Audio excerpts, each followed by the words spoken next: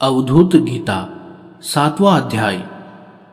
ब्रह्म आनंद मग्न आत्मज्ञानी अवधूत के लक्षण एवं स्थिति।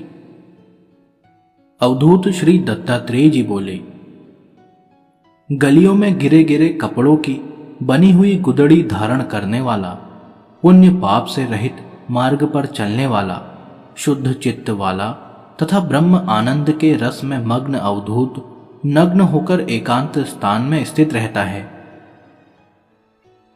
जो प्रत्यक्ष परोक्ष से रहित लक्ष्य वाला है, जो विधि निषेध के वर्जन में दक्ष है, जो अद्वितीय अविद्या शून्य तत्व ज्ञान से पवित्र है, उस अवधूत के लिए वाद विवाद कैसा। अवधूत लोग आशारूपी पाश के बंधन से मुक्त हैं। वे शौचाचार आदि से रहित होकर आत्मा से सदा जुड़े रहते हैं। इस प्रकार वे सभी व्यवहारों से रहित रहते हुए तत्व स्वरूप हैं तथा शुद्ध ज्ञान से संपन्न रहते हैं। इस अवधूत की दृष्टि में देह तथा विदेह का विचार कैसा, इसकी दृष्टि में राग तथा विराग का विचार कैसा।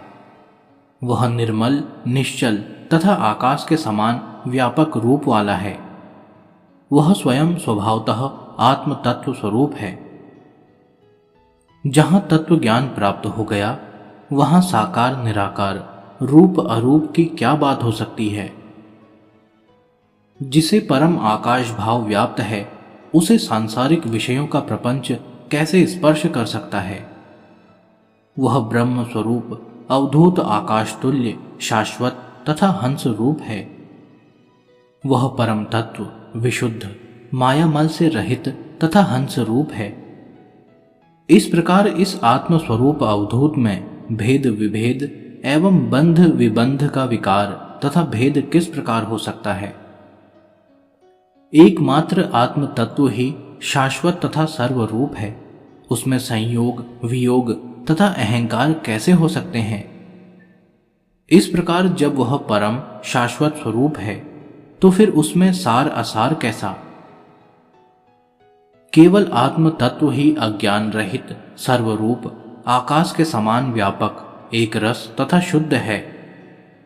ऐसा होने पर इस आत्मा में संग तथा असंग कैसे हो सकता है, और इसमें सत्य वर्ण तथा विवर्ण का भाव कैसे होगा।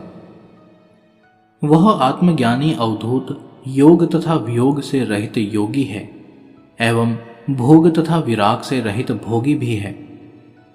इस प्रकार वह मन के द्वारा कल्पित स्वाभाविक आनंद को धीरे धीरे प्राप्त करता रहता है।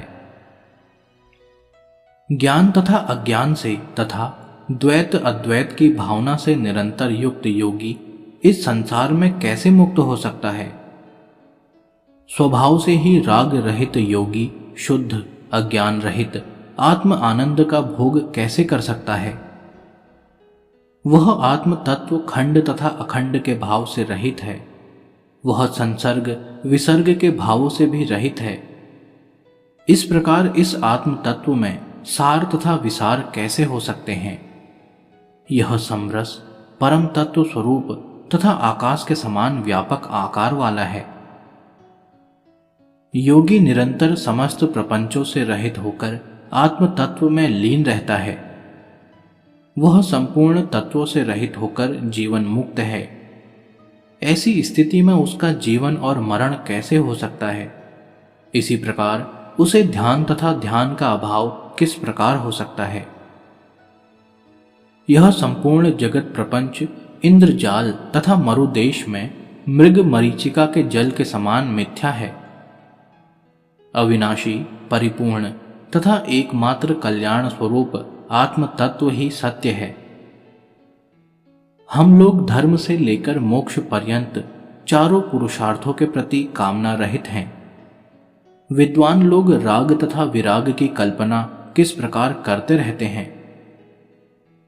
पवित्रता से युक्त तथा एकरस आत्म आनंद में मग्न परम अवधूत उस आत्मा में कुछ भी नहीं देखता है और वहां कुछ भी नहीं प्राप्त करता है, क्योंकि वहां छंद आदि लक्षण वस्तुतः नहीं है।